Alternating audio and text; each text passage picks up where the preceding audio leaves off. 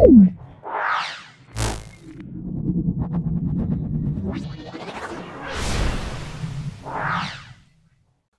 নম্বর school সেটা হলো BT road government sponsored school. গ্রুপে দেখো একের দাগের একেরটা, একটি গ্যাসের বাষ্প ঘনত্ব 8, একটি গ্যাসের বাষ্প ঘনত্ব 8, এনটিপিতে 11.2 লিটার গ্যাসের ভর কত হবে? 8 গ্রাম হবে, 8 গ্রাম। দেখে না,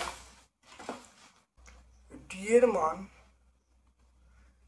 মান বলা আছে 8, এম সমান আমরা জানি 2D, 2 ইন্টু ডি, এটা মানে 16, এম এর মান 16 গ্রাম।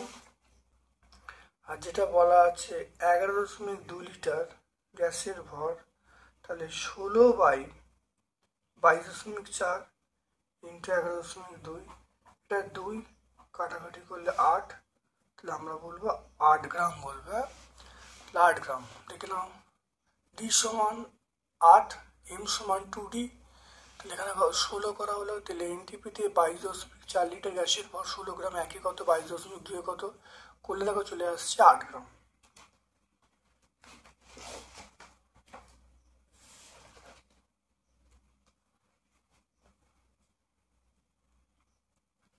তারপরটা দেখে নাও, কোনো ধাতু সেলসিয়াস ও ফারেনহাইট স্কেলে দৈর্ঘ্য প্রসারণ গুণাঙ্ক আলফা সিম আলফা এফ হলে, তাহলে আমরা এখান থেকে লিখতে পারবো অপশান বি। তাহলে দেখে না, অপশান বি আলফা এফ সমান 5/9 আলফা সি। দেখো দুটি আধানের দূরত্ব দ্বিগুণ করলে আকর্ষণ বিকর্ষণ বল, এটা অপশান ডি হবে 1/4 হবে।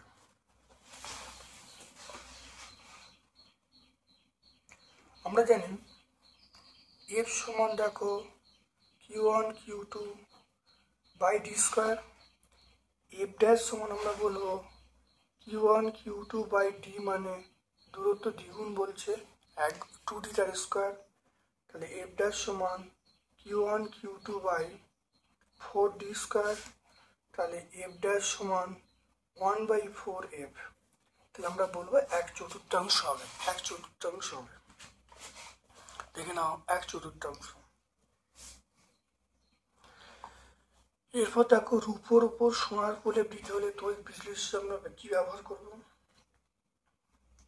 রূপোর উপর সোনার প্রলেপ দিতে হলে আমরা ব্যবহার করব পটাশিয়াম অরসায়নাইডে জলীয় দ্রবণ ব্যবহার করব।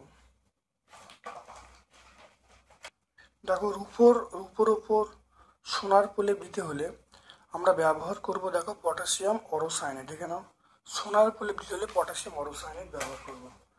দেখে নাও, রূপোর উপর সোনার প্রলেপ দিতে হলে হিটারে যে ধাতু ব্যবহার করা তার নাম হলো নাইক্রোম তার। তারপর দেখো প্রদত্ত কোনটি আর্দ্র অ্যামোনিয়াকে শুষ্ক করতে ব্যবহার করা হয়? আর্দ্র অ্যামোনিয়াকে শুষ্ক করতে আমরা ব্যবহার করি, সেটা দেখে নাও, এখানে বলা আছে পোড়াচুন, যে অপশানটা আছে দেখো আর্দ্র অ্যামোনিয়াকে শুষ্ক করতে আমরা ব্যবহার করি পোড়াচুন। নিচের কোনটি ধাতু সংকরে জিঙ্ক বর্তমান?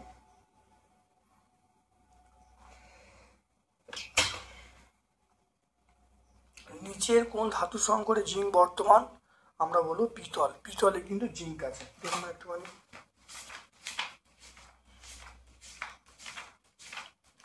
দেখে নাও, পিতল দেখো, পিতলে দেখো জিঙ্কের পরিমাণ 20 থেকে 40%।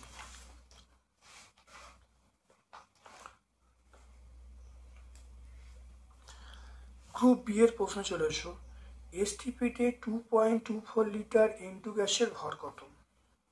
এসটিপিতে 22.4 লিটার ইনটু গ্যাসের ভর,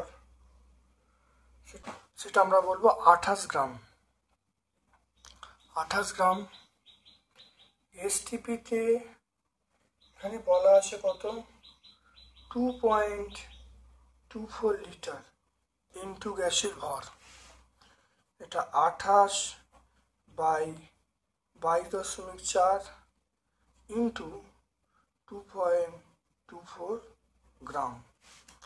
এটা করলেও দেখো 28 বাই 224 এখানে দেখো 224, দশমিকটা তুললে এখানে 100 হবে, এখানে 10 হবে। তো এটা এটা এটা ক্যান্সেল হয়ে গেল, শূন্য কেটে গেল। তো দেখো 28/10, 28/10 মানে আমরা বলবো 2.8 গ্রাম। দেখে নাও, তাহলে অ্যান্সার পেয়ে যাবো 2.8 গ্রাম।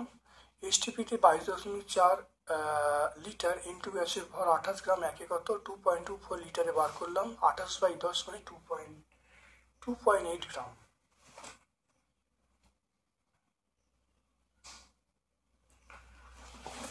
তারপরে চলে এসো, দেখো 2.8 গ্রাম।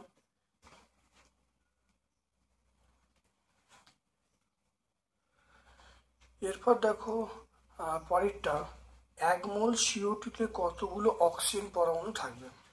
CO2 তে অণু আছে, 1 মোল CO2তে অণু আছে কত, 6.022 ইন্টু 10⁻23টি। আর 1 মোল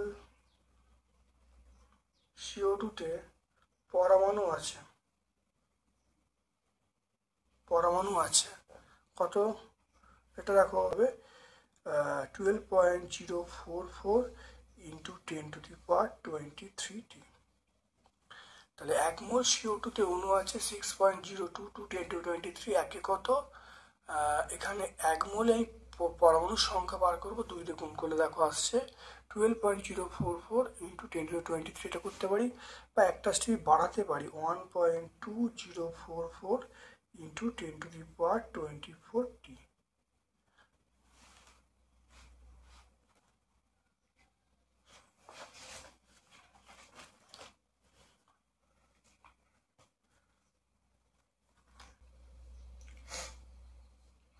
দেখো, তরলের আপাত প্রসারণ প্রকৃত প্রসারণ গুণাঙ্কের মধ্যে আপাত প্রসারণ গুণাঙ্কের নিজস্ব বৈশিষ্ট্য প্রকাশ করে।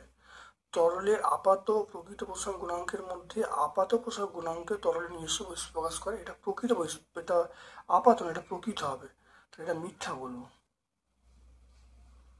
তারপর দেখো, লোহা, ইনভার, তামার মধ্যে কোনটা দৈর্ঘ্য প্রসারণ কম। এখানে আমরা ইনভার বলবো। উষ্ণতা বৃদ্ধিতে অর্ধপরিবাহী রোধ, এটা উষ্ণতা বৃদ্ধিতে অর্ধপরিবাহী রোধ হ্রাস পায়। তাহলে 1 কুলম্ব তড়িৎ-আধানকে 1 ভোল্ট বিভব নিয়ে যেতে গেলে কাজ করতে হবে, এটা 1 জুল। 1 জুল 1 ইন্টু, দেখো এখানে কি করে হলো, তাহলে ডব্লু বার করার নিয়ম হলো 1C ইন্টু 1 ভোল্ট, তাহলে করলে 1 জুল। দেখে নাও, ডায়নামোতে কোন ধরনের শক্তি তড়িৎ-শক্তি রূপান্তরিত হয়। ডায়নামোতে কোন ধরনের শক্তি তড়িৎ-শক্তি রূপান্তরিত হয়। ডায়নামোতে আমরা বলবো রাসায়নিক শক্তি। ডায়নামোতে আমরা বলবো রাসায়নিক শক্তি তড়িৎ শক্তিতে রূপান্তরিত হয়। অ্যানোড মাঠে সংগৃহীত ধাতুগুলোর নাম কি।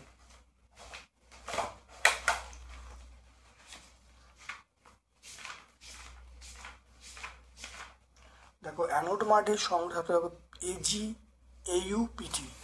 তাহলে আমরা বলবো এজি বলবো, EU বলবো, PT বলবো।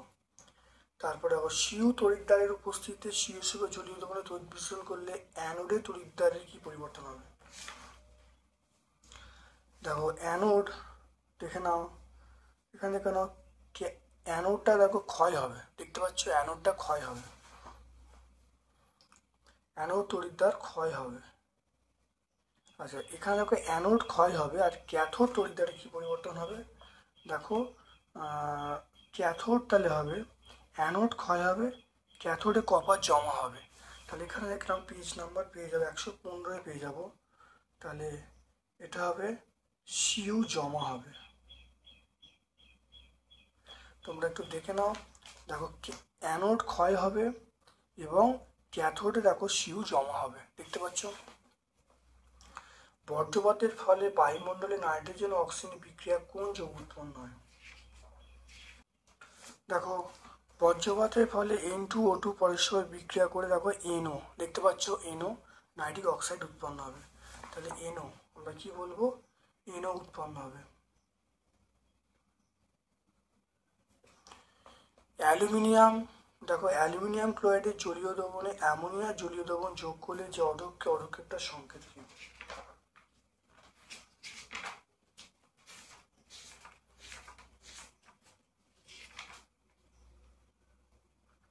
দেখে নাও, এটা আমরা বলবো অ্যামোনিয়াম হাইড্রোক্সাইড, অ্যালুমিনিয়াম হাইড্রোক্সাইড, দেখতে পাচ্ছ অ্যালুমিনিয়াম হাইড্রোক্সাইড, তাহলে আমরা বলবো LOH3।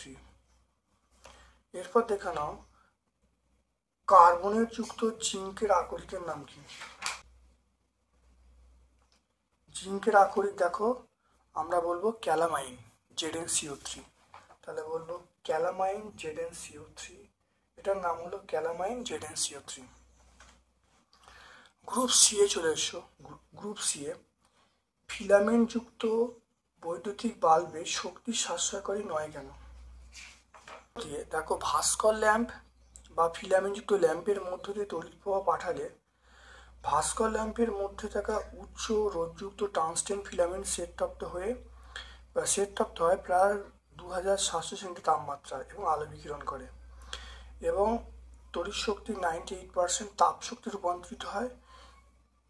সেই জন্যে ভাস্কর ল্যাম্প তড়িৎ শক্তি সাশ্রয়কারী নয়, এবং তাই তড়িৎ শক্তির অপচয় কমানোর জন্য আমরা CFL বা LED এগুলো ব্যবহার করি। দেখে নাও এটা।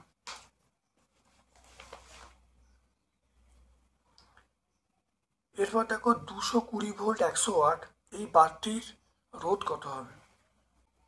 তাহলে ভি এর মান পেয়ে যাব 220 ভোল্ট, আচ্ছা পি এর মান পেয়ে যাব 100 ওয়াট, আর এর মান পেয়ে যাব ভি স্কোয়ার বাই পি মানে 220 স্কোয়ার বাই পি মানে 100 বলবো, তাহলে আর এর মান পেয়ে যাব 220 ইন্টু 220 বাই 100, এটা কেটে গেল, আর এর মান পেয়ে যাব, দেখে নাও আর এর মান পেয়ে যাব 484,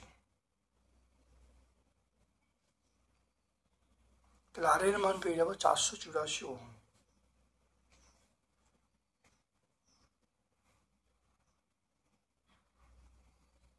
আর এর মান দেখো ভি এর মান 220 ভোল্ট, পি এর মান 100 ওয়াট, আর সমান ভি স্কোয়ার বাই পি মান বসছিল, আর এর মান দেখো 484 ওহম।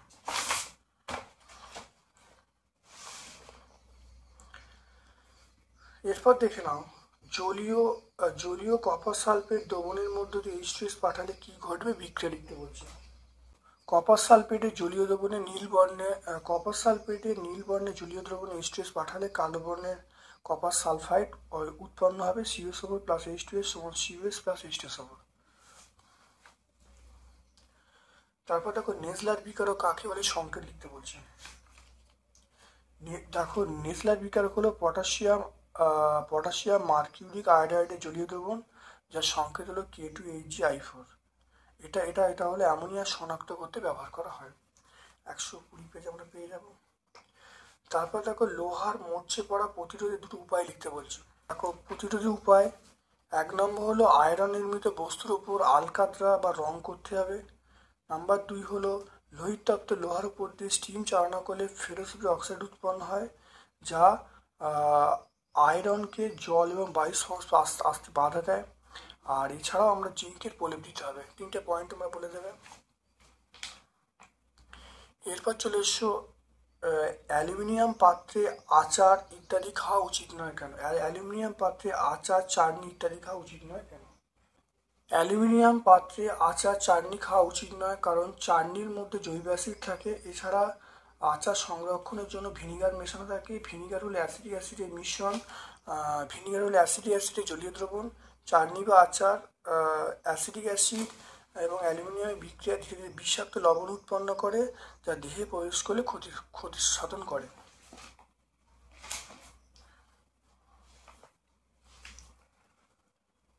এরপরে চলে এসো গ্রুপ ডি এর প্রশ্নে। দেখো গ্রুপ ডি 22 গ্রাম CO2 প্রস্তুত করতে কত গ্রাম CaCO3 কে লঘু H2S এর সঙ্গে বিক্রিয়া ঘটাতে হবে? দেখে নাও। প্রথম দেখো CaCO3 প্লাস HCl এটা CaCl2 plus CO2 plus H2O। এখানে কিন্তু 2, এটা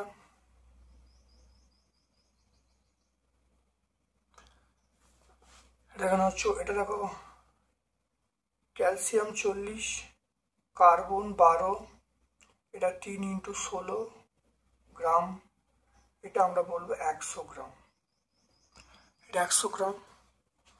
এবার দেখো এটা হলো 12, 2 × 16 গ্রাম, এটা দেখো 44 গ্রাম, 44 গ্রাম। দেখে নাও, এখানে বলা হচ্ছে 22 গ্রাম CO2 উৎপন্ন করতে কত গ্রাম CaCO2কে HCl এর সঙ্গে বিক্রিয়া ঘটাতে হবে। তাহলে প্রথম দেখো 44 গ্রাম থেকে 44 গ্রাম CO2 উৎপন্ন করতে CaCO3 লাগে 100 গ্রাম। দেখো 44 গ্রাম CO2 উৎপন্ন করতে CaCO3 প্রয়োজন, CaCO3 বলতে ক্যালসিয়াম কার্বনেট প্রয়োজন, কত দেখো 100 গ্রাম, এখানে 100 গ্রাম। আর 1 গ্রাম CO2 উৎপন্ন করতে CaCO3 প্রয়োজন, এটা আমরা বলবো 100/44, আর 22 গ্রাম বলা আছে। তাহলে 22 গ্রাম CaCO3 উৎপন্ন করতে 22 গ্রাম CO2 উৎপন্ন করতে CaCO3 প্রয়োজন। তাহলে 100 × 22/44, এটা কাটাকুটি করলে 2, এটা কাটাকুটি করলে 50, তাহলে আমরা বলবো 50 গ্রাম। খুব ভালো করে বুঝে নাও, 44 গ্রাম CaCO3 উৎপন্ন করতে CaCO3 প্রয়োজন 100 গ্রাম, একে কত, আর এখানে 22-এ কত করলে 50 গ্রাম উত্তর আসছে। এরপরে দেখো চলে এসো, এরপরে দেখো বলা আছে অথবার প্রশ্নে 21 গ্রাম লোহিত তপ্ত আয়রনের উপর দিয়ে স্টিম চালনা করলে কি পরিমাণ হাইড্রোজেন উৎপন্ন করবে। এসটিপিতে যে আয়তন উৎপন্ন হয়েছে, এসটিপির আয়তনটা বলতে বলছে। Fe প্লাস H2O সমান Fe3O4 প্লাস H2, এটা 3, এটা 4, এটা হলো 4। তাহলে এখানে দেখে নাও 3 × 56 গ্রাম, আর এখানে দেখে নাও হাইড্রোজেন মানে 4 × 2 গ্রাম। এখানে দেখে নাও, এখানে একটু দেখে নাও, সেটা হলো 21 গ্রাম। দেখে নাও এখানে কি বলা আছে, 21 গ্রাম লোহিত তপ্ত আয়রনের উপর দিয়ে স্টিম পাঠালে কি পরিমাণ হাইড্রোজেন পাওয়া যাবে। তাহলে প্রথম আমরা চলে আসছি এইটাতে,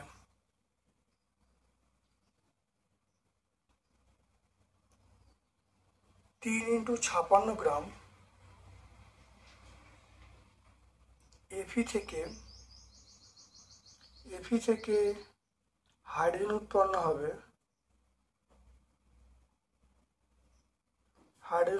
হবে, কত, 4 × 2 গ্রাম। 1 গ্রাম Fe থেকে হাইড্রোজেন উৎপন্ন হবে, সেটা 4 × 2/3 × 56 গ্রাম। তারপরে দেখে নাও কত, সেটা 21 গ্রাম।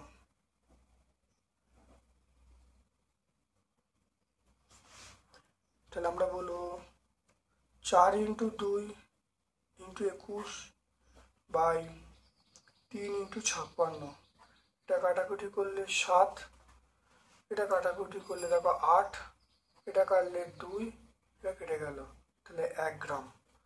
তাহলে দেখে নাও, তাহলে 3 × 56 গ্রাম Fe থেকে হাইড্রোজেন পাওয়া যাবে 2 × 4 গ্রাম, 4 × 2 গ্রাম, একে কত, 21 কত করলে দেখো অ্যান্সার আসছে কত, 1 গ্রাম।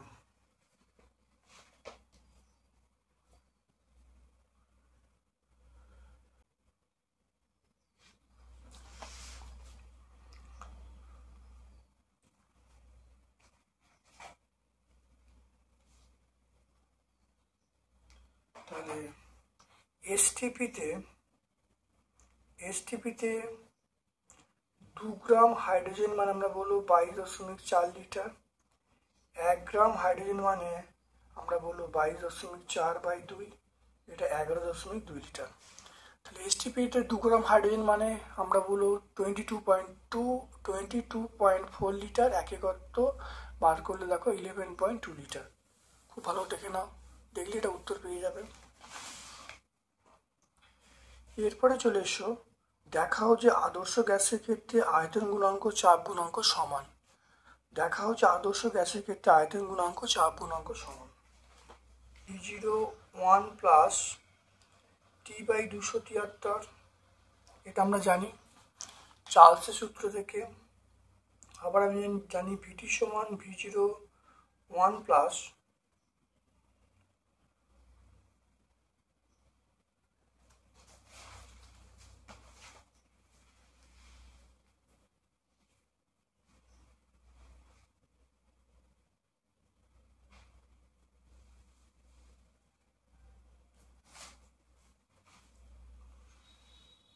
V0, VT সমান V0 আমরা বলবো গামা PT, এটা বলবো।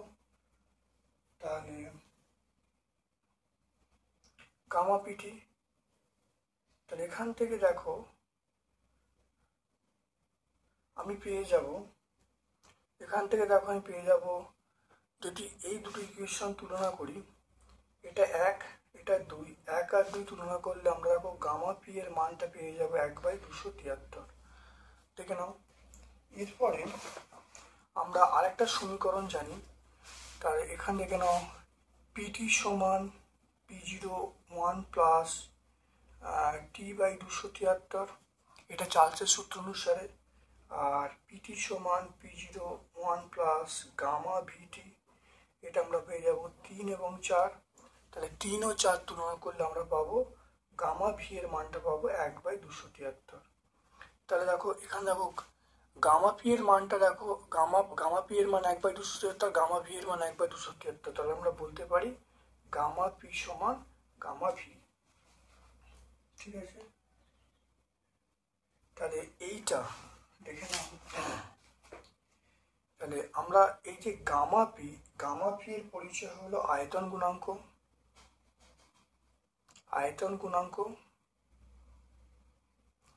আর গামা ভি এর পরিচয় হলো চাপ গুণাঙ্ক।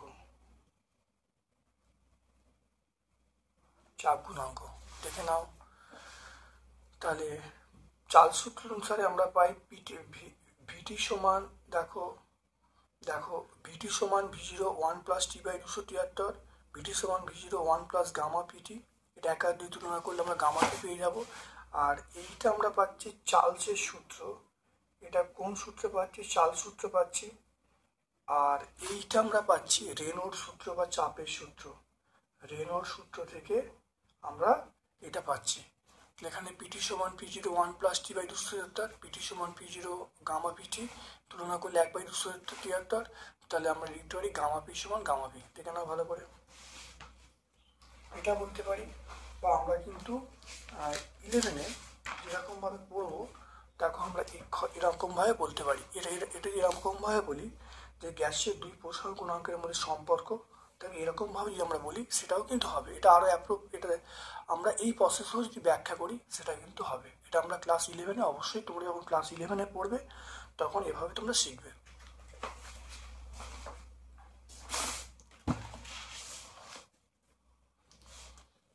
তারপর চলে এসো এ এবং দেখো এ এবং বি বিন্দুর মধ্যে তুল্যাঙ্ক রোধ নির্ণয় করতে বলছি। এটা এ, এটা বি, এটা 3 ওহম, এটা 3 ওহম, এটা হলো 3 ওহম।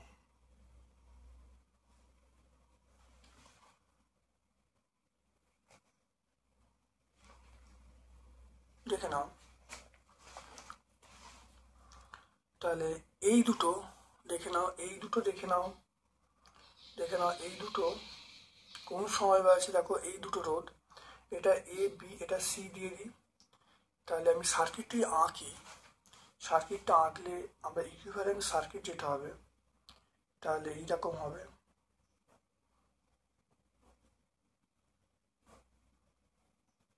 এই সার্কিটটা আমরা এরকমভাবে পেয়ে যাব।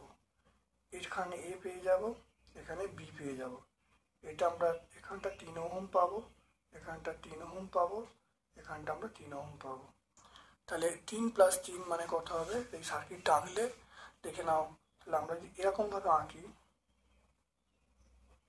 তাহলে এই দুটো বিন্দু আমরা পেয়ে যাব কত? দেখো এটা 3 ওহম পেয়ে যাব।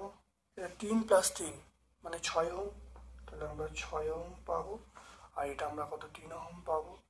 তাহলে এটা 6, এটা 3, এটা যোগ করলে 3 + 3 মানে 6, 6 এটা 3। তাহলে এটা এ, এটা বি, এ ও বি বিন্দুর মধ্যে বিভব প্রভেদ, এ ও বিন্দুর মধ্যে রোধ। তাহলে কি হবে? আরপি সমান আমরা বলবো 6 × 3 বাই 6 + 3, 18/9 মানে 2 ওহম। দেখে নাও, খুব ভালো করে দেখে নাও। তাহলে এইটা এর সঙ্গে কোন সমবায় আছে? শ্রেণী সমবায় আছে। তাহলে 3 + 3, 3 + 3 যোগ করলে এখন 6 হবে। 6টা এর সঙ্গে সমান্তরাল সমবায়। তাহলে এ ও বি এর মধ্যে তুল্য রোধ আমরা পেয়ে যাব, সেটা হলো আরপি। আরপি সমান আমরা সূত্র জানি, আরপি সমান দুটো রোধের গুণফল বাই দুটো রোধের যোগফল। দেখে নাও ভালো করে। তাহলে সূত্রটা প্রয়োগ করেছি, প্রয়োগ করলে উত্তর পেয়ে গেলাম 2 ওহম। দেখে নাও, অ্যান্সার হলো 2 ওহম।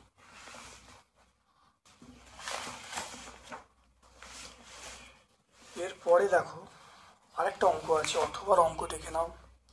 দেখো দুটি অজানা রোধকে শ্রেণী সমবায় সমান্তরাল সমবায় যুক্ত করা হলো। তুল্য রোধ বলা হচ্ছে 12 এবং 5/3। প্রত্যেক রোধের মান নির্ণয় করতে বলছে। দুটি রোধ হলো R1 ও R2। ধরি দুটি রোধ হলো R1 ও R2। দেখে নাও, এখানে দেখে নাও, ধরি দুটি রোধ হলো R1 ও R2। দেখো সমান্তরাল, দেখো R1 + R2 শ্রেণী সমবায় যোগ করলে কত হবে? শ্রেণী সমবায় যোগ করলে এটা দেখো 12, আর সমান্তরাল সমবায় R1 × R2 by R1 + R2 এটা করলে দেখো আসছে 5/3। দেখো দুটো রোধ দেখে নাও, শ্রেণী সমবায় যুক্ত করলে সেটা 12, সমান্তরাল সমবায় যোগ করলে 5/3। তাহলে শ্রেণী সমবায়ের ক্ষেত্রে R1 + R2 12, আর এখানে আমরা কত পাচ্ছি? দেখে নাও, সমান্তরাল সমবায়ের ক্ষেত্রে 5/3। এই 12-র মানটা এখানে বসিয়ে দিচ্ছি। দেখে নাও, তাহলে R1 R2 বাই এটা 12 পেয়ে যাব, এটা 5/3 পেয়ে যাব। এটা দেখে নাও, কাটাকুটি করলে কত হবে? 4 হবে। এটা আমরা পেয়ে যাব R1 R2 সমান 4 × 5 = 20। R1 R2 মানে 20। দেখে নাও, তাহলে এখান থেকে আমরা যে জিনিসটা পাবো সেটা হলো R1 - R2 তার হোল স্কোয়ার সমান R1 + R2 তার whole square minus 4R1 R2। এটা দেখে নাও, খুব ভালো করে দেখে নাও। R1 + R2-র মানটা এটা 12 মাইনাস 4R1 R2 মানে এটা 20। তাহলে এটা কত? 144 মাইনাস কত? মাইনাস এটা হলো 80, এটা হলো 64। অতএব R1 - R2 এটা আমরা কত বলবো? 8 বলবো। তাহলে দেখে নাও, R1 + R2-র মানটা 12, R1 - R2-র মানটা 8। তাহলে আমরা এখানে দেখে নাও, তাহলে R1 + R2-র মানটা 12, R1 - R2-র মানটা এটা হলো 8। এটা যোগ করো, 2R1 সমান কত? 12 আর 8 যোগ করলে 20। তাহলে R1 সমান আমরা 10 বলবো। তাহলে R2-র মানটা আমরা পেয়ে যাব কত? 2 পেয়ে যাব। তাহলে R1-এর মানটা যোগ করলে 20, এটা দেখো R1 মানে দেখো 20/2 মানে 10। R2-র মানটা দেখো এখানে 12 - 2 মানে 10 হয়ে যাবে। তাহলে রোধ দুটি হলো 10 ওহম এবং 2 ওহম।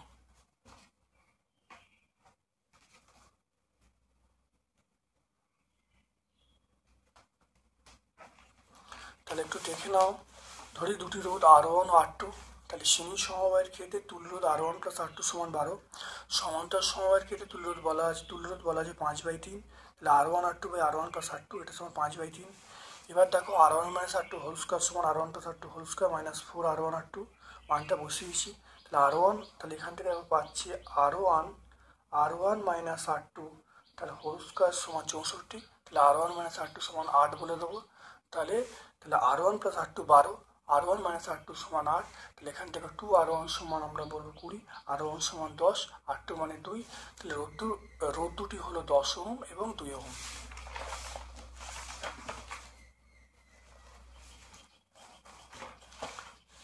এরপরে চলে এসো 4.4-এ চলে এসো।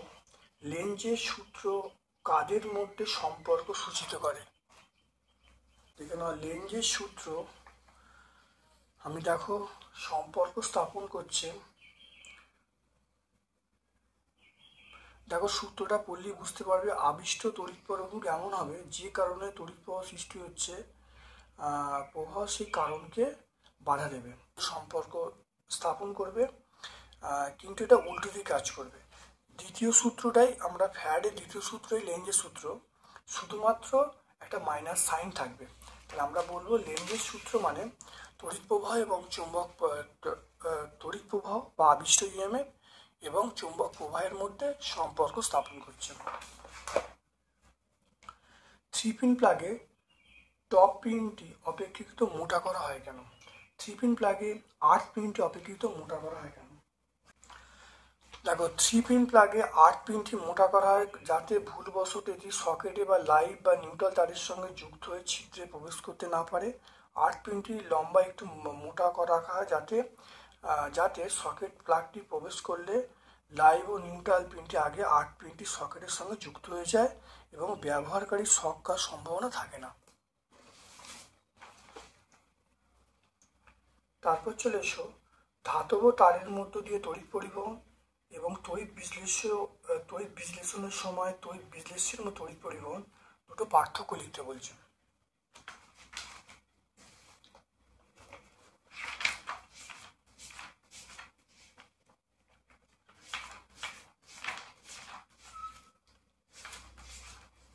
দেখে নাও এইটা ধাতু এবং তড়িৎ বিশ্লেষণের মধ্যে পার্থক্য। 1 নম্বর দেখে নাও ধাতুর ক্ষেত্রে তড়িৎ পরিবহনের জন্য দায়ী হল ইলেকট্রন, আর তড়িৎ বিশ্লেষণের জন্য এটা অ্যানায়ন ক্যাটায়ন।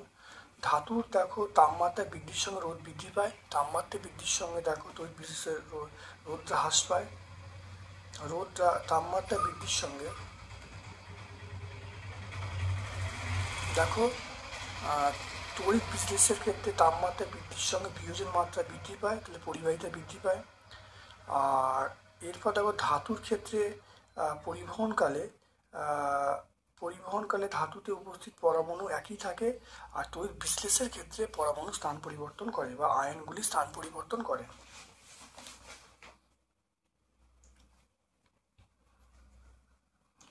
এরপর দেখে নাও তড়িৎ বিশ্লেষণ পদ্ধতিতে কপার ধাতুর পরিশোধনে অবিশুদ্ধ কপার দণ্ড কোন ইলেকট্রোডে কাজ করে? অবিশুদ্ধ কপার দণ্ড সেটা আমরা বলবো অ্যানোড। দেখতে পাচ্ছ অবিশুদ্ধ কপার দণ্ড আমরা বলবো অ্যানোড হিসাবে কাজ করবে, এটা আমরা অ্যানোড হিসাবে কাজ করবে।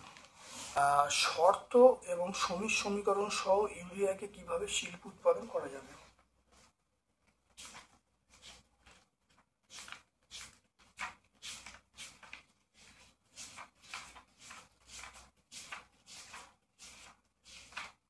দেখে নাও ইউরিয়ার শিল্প উৎপাদন এটা পুরো ব্যাখ্যা করে দেবে। বিগত ক্লাসে আমরা এটা ব্যাখ্যা করেছি, এটা ভিডিওগুলো প্রত্যেকটা ভিডিও দেখে নেবে, খুব ইম্পর্টেন্ট এটা প্রশ্নটা। তারপর দেখো H2S কে শুষ্ক করতে CaCl2 বা পোটাশিয়াম ব্যবহার করা হয় না কেন? এখানে H2S-কে শুষ্ক করতে গাঢ় সালফিউরিক অ্যাসিড বা অনার্দ্র ক্যালসিয়াম ক্লোরাইড ব্যবহার করা হয় না কেন? কারণ সালফিউরিক অ্যাসিড হলো একটি শক্তিশালী জারক অ্যাসিড। দেখতে পাচ্ছ সালফিউরিক অ্যাসিড একটি শক্তিশালী জারক অ্যাসিড। এটি হাইড্রোজেন সালফাইডের সঙ্গে জারিত হয়ে সালফার উৎপন্ন হবে। দেখতে পাচ্ছ H2SO4 প্লাস H2S, এটা উৎপন্ন হবে S plus SO2 plus H2O। আবার দেখো ক্যালসিয়াম ক্লোরাইডের সঙ্গে H2S দেখো বিক্রিয়া করলে সেটা কি উৎপন্ন হবে? ক্যালসিয়াম সালফাইড উৎপন্ন হবে। CaCl2 প্লাস H2S সমান Cs প্লাস 2HCl, তো Cs উৎপন্ন হচ্ছে। আর ক্যালসিয়াম অক্সাইডে পোড়াচুন কেন শুষ্ক করা যায় না? কারণ H2S হলো একটা H2S শুষ্ক করতে আমরা ক্যালসিয়াম অক্সাইড পোড়াচুন ব্যবহার করতে পারি না, কারণ পোড়াচুন হলো ক্ষারধর্মী, H2S হলো অ্যাসিডধর্মী। এদের সঙ্গে বিক্রিয়া ঘটবে, বিক্রিয়া ঘটে ক্যালসিয়াম সালফাইড এবং জল উৎপন্ন করবে। CaO প্লাস H2S সমান Cs প্লাস H2O। দেখে নাও খুব ভালো করে। আমরা কি ব্যবহার করতে পারি?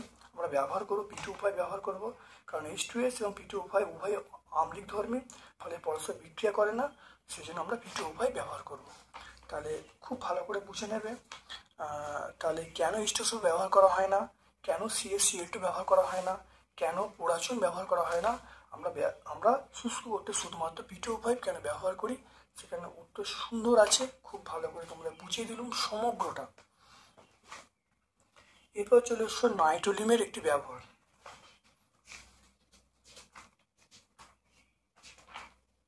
দেখে নাও নাইট্রোলিম বলতে ক্যালসিয়াম সাইনামাইড ও কার্বনের ধূসর মিশ্রণকে আমরা নাইট্রোলিম বলবো। এটা আমরা জমিতে সার হিসেবে ব্যবহার করব। দেখে নাও বিটি রোড গভর্নমেন্ট স্পন্সর্ড এই স্কুল সম্পূর্ণ সলভ করলাম। ভিডিওটা প্রথম থেকে শেষ পর্যন্ত দেখো, অত্যন্ত কার্যকরী ভিডিও, অবশ্যই ভিডিওটি উপকৃত হবে। আমার পক্ষ থেকে সকলকে ধন্যবাদ এবং শুভ কামনা জানাচ্ছি।